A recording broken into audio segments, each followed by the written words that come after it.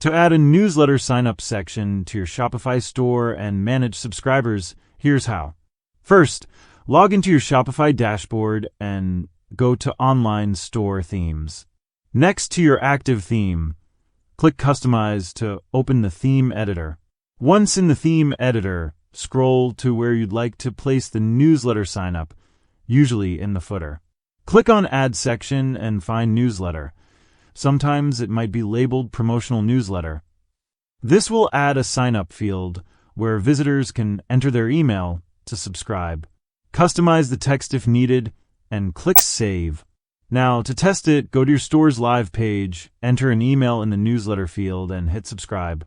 Shopify should confirm the subscription with a message. To view and manage subscribers, go back to your Shopify admin and open Customers. Here, you'll see all customers, including those subscribed to the newsletter. Subscribers are tagged with Accepts Marketing, showing they opted in.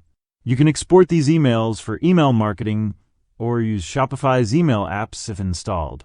To export your subscriber list, filter for those with Accepts Marketing enabled in Customers, then click Export to download the list.